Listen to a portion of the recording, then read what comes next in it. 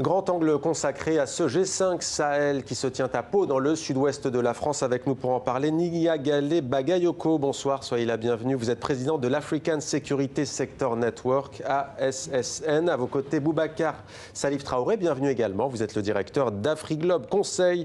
Avant de vous donner la parole, direction Pau où l'on retrouve notre envoyé spécial Ousmane Diaye. Ousmane, une question, la France va-t-elle rester? Va-t-elle quitter le Sahel? Emmanuel Macron avait dit que toutes les options étaient sur la table. Est-ce que vous avez plus d'informations à l'heure qu'il est? Pour le moment, les chefs d'État sont encore à huis clos, mais de sources bien informées, l'option du retrait est totalement exclue. Alors, par contre, cela ne veut pas dire que tous les points de divergence ont été aplanis. Il reste et demeure des divergences stratégiques fortes entre les 5 pays d'un côté et la France. Un des points les plus importants, qui a d'ailleurs présidé au sommet de Pau, c'est cette sorte de demande de la France d'assumer, une demande aux chefs d'État africains d'assumer la présence de Barkhane, qui est une force étrangère et qui est de plus en plus contestée et remise en cause par les opinions publiques et une partie des populations de ces pays, notamment au Mali.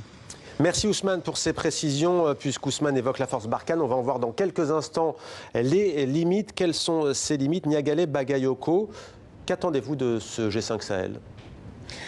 Je pense que, comme la plupart des observateurs, ce qui est attendu, c'est une clarification des objectifs poursuivis par cette lutte qui, jusqu'ici, était formulée comme telle, c'est-à-dire comme une lutte contre les groupes armés terroristes. On s'aperçoit que la complexification de l'environnement stratégique rend cette équation caduque. Et il est donc important, aujourd'hui, qu'aussi bien les chefs d'État des 5 pays du G5 et la France s'accordent sur les objectifs à poursuivre et sans doute inscrivent dans un projet politique leur intervention militaire. Boubacar Salif Traoré, quel est l'objectif et cet objectif doit être défini comment?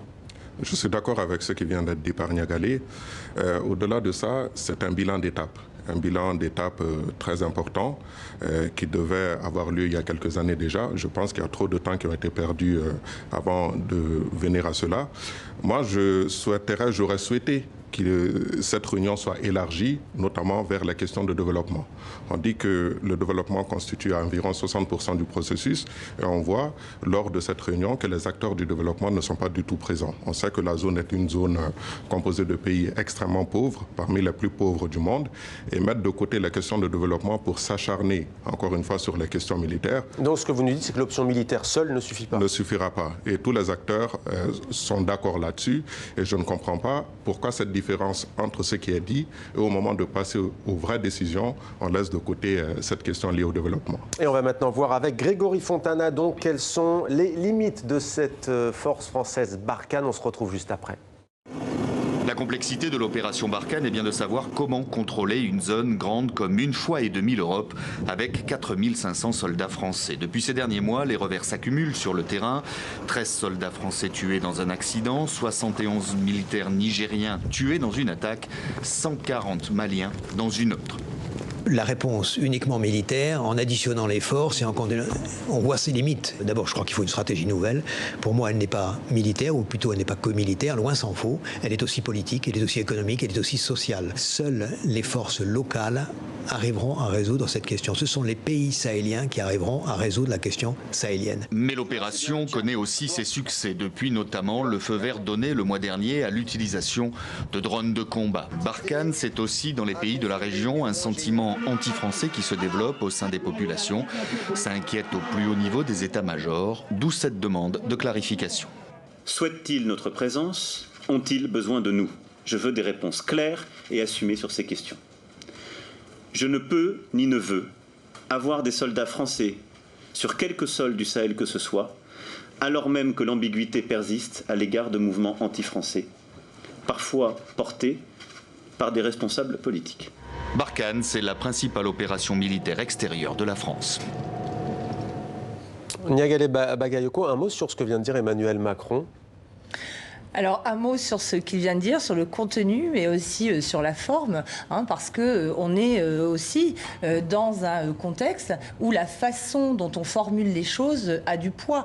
Et on sait que cette déclaration a été très mal perçue en Afrique, non seulement par les chefs d'État, mais également par les populations du Sahel, également, qui ont vu une convocation et qui ont eu le sentiment d'être confortés dans l'impression qui est la leur d'être face à une intervention de type néocolonial. Donc il faut, à mon avis, manier avec une grande prudence les mots et le ton sur lequel Alors on les concrètement, prononce. vous, Niagale Bagayoko, que prenez-vous, sur quel levier peut-on jouer pour avancer face à donc ces attaques qui ont encore fait, le bilan a été revu à la hausse hier soir, 86 morts parmi les militaires nigériens. 89 même, je 89. crois.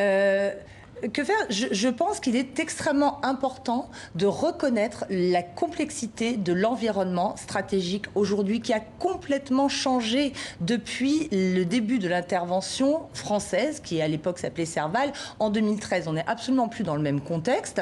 On est face à une insurrection généralisée avec différents types de groupes. Certains d'entre eux, en effet, portent des revendications djihadistes, mais c'est loin d'être le cas de tous les acteurs en présence. On parle beaucoup de l'application, de la mise en œuvre de l'accord pour la paix et la réconciliation au Mali dans le Nord. On n'est pas dans de l'accord d'Alger, on n'est pas dans cette problématique djihadiste, ou en tout cas pas uniquement. Et on voit aussi que dans cet environnement, il y a des acteurs communautaires, des acteurs criminels qui se greffent également. Donc ce qui est très important, à mon avis, c'est de démontrer que les États soutenus par la force porte un projet qui est capable de répondre aux aspirations de justice et d'inclusion des populations de la zone. Non, mais ça, on sait très bien, ça prend du temps, c'est sur le temps long, donc les attaques vont continuer pendant ce temps-là, de toute façon. Ah, mais de toute façon, on est inscrit dans une logique de temps long. Est-ce qu'il ne faut pas élargir aussi peut-être ce G5 Sahel associé à la France avec d'autres pays? On évoque souvent l'Algérie, totalement absente, alors que c'est la première puissance militaire de la région. Certains observateurs disent qu'on n'avancera jamais tant que l'Algérie ne prend pas parti. Oui, absolument. Je pense que effectivement, le rôle de l'Algérie est un rôle très important, surtout que l'Algérie parraine les accords de paix au Mali depuis 1991, donc elle connaît très bien le dossier. Mais effectivement, comme l'a dit Niagale, il faut un projet politique. Il faut effectivement que ces populations, parce que n'oublions pas que ce sont les populations qui sont au cœur de cet enjeu-là. Et ces populations-là n'ont pas d'offre de la part des autorités locales. C'est-à-dire il y a une absence d'État et cette absence-là se vide comblée par les mouvements, les groupes armés terroristes qui viennent avec des propositions, notamment sur la gestion des pâturages, notamment sur la gestion au niveau du mariage et même au niveau de la justice, comme l'a souligné Niagale. Et effectivement, je pense que l'État doit jouer un rôle très important là-dessus. C'est d'abord un problème de gouvernance. Quand nous prenons le cas du Mali, il y a d'énormes réformes qui ont été annoncées et jusqu'à aujourd'hui, ces réformes-là n'ont pas été mises en œuvre. Et n'oublions pas une chose très essentielle, c'est que ce sont des États qui, pour la plupart, sont en faillite sur le plan économique. Parce que sans argent, on ne peut pas avancer dans ce genre de contexte. Le Mali, actuellement, présente un déficit budgétaire de pratiquement 400 milliards de francs CFA. Et ce n'est pas négligeable, la question économique. Donc, il faudrait à un certain moment poser clairement aussi cette question économique, sachant que dans la zone des trois frontières, le salaire moyen ne dépasse pas les 30 euros, 20 000 francs CFA. Niagale Bagayoko, pour sortir avec cette défiance aussi et ces accusations portées contre la France de la part de certains, ce n'est pas une majorité, mais elle existe. Est-ce qu'il ne faudrait pas, comme l'appelle Paris de ses voeux, que d'autres pays européens qui n'ont pas de passé colonial dans cette région se joignent justement à ces efforts politiques et militaires? L'enjeu de l'internationalisation, d'une manière générale, il est absolument crucial pour assurer, à mon avis, la légitimité de cette force. C'est-à-dire qu'il y a besoin d'une internationalisation au niveau européen, absolument, mais également au niveau africain. C'est-à-dire que réintégrer d'autres acteurs, vous parliez d'élargissement du G5. La CEDEAO, par exemple, les pays d'Afrique de l'Ouest. Réengager davantage la CEDEAO, l'Union africaine, qui sont des cadres multilatéraux légitimes, est aussi important, à mon avis, que mobiliser les autres acteurs européens. Mais dans tous les cas, il faut aussi savoir, vous parliez du temps nécessaire pour tout cela, qu'on est dans des processus qui sont longs à mettre en œuvre et que trop souvent la décision politique fait des effets d'annonce en disant nous avons un nouveau projet, etc. Chacun de ces projets est extrêmement contraint par des processus bureaucratiques et des processus de décision. Comme on l'a vu pour cette question du décaissement des financements du G5 Sahel. Il y a aussi une question éminente, on en parle d'ailleurs dans l'actualité, c'est presque l'ironie du sort si l'on peut dire. À Moscou en ce moment, les protagonistes du conflit libyen sont réunis pour consolider un cessez-le-feu qui est entré en vigueur hier. Tout le monde est d'accord aujourd'hui pour dire que la chute et le renversement de Mouammar Kadhafi ont totalement déstabilisé cette région. Tant que le conflit libyen ne sera pas réglé, de toute façon, les efforts seront vains au Sahel, non ? Ah, ça, c'est très clair, parce qu'effectivement, ces pays avaient certes des problèmes internes, mais ces problèmes-là étaient contenus. À la chute du régime libyen, on s'est retrouvé avec des stocks d'armes assez importants dans le Sahara, dans le Sahel, et ces stocks-là ont été récupérés par des mouvements qui étaient présents, mais qui n'arrivaient pas à atteindre une certaine échelle.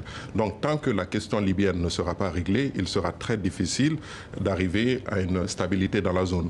Mais pour rebondir sur ce qui a été dit par Niagalé concernant justement l'association d'autres États et d'autres organisations régionales et sous-régionales, je rappelle qu'il y a une faute qui est en train d'être commise. C'est-à-dire qu'on a laissé de côté des organisations qui opéraient dans la zone depuis les années 70, que ce soit le comité inter-État de lutte contre la sécheresse dans le Sahel, que ce soit l'autorité du Liptako Gourma, que ce soit l'autorité du bassin du fleuve Niger, que ce soit l'organisation de mise en valeur du fleuve Sénégal. Tous les programmes de développement sont en train d'être mis en œuvre. Ils en sont conscients en ce moment. Ils sont conscients de ce que vous dites. Ah oui. Donc, moi, les Africains, très certainement. Ce sont des structures qui connaissent très bien la zone. Oui. Et au lieu de créer de nouvelles structures, je ne remets pas en cause la création de l'Alliance Sahel, mais l'Alliance Sahel doit d'abord s'adresser à ces structures en renforçant leur capacité de... Merci beaucoup Boubacar Salif Traoré. Merci Niagalé Bagayoko d'être venu nous donner des clés de compréhension donc sur ce qui se joue en ce moment à Pau, en France, où se trouve notre envoyé spécial Ousmane Diaye. Ousmane, merci d'avoir été avec nous.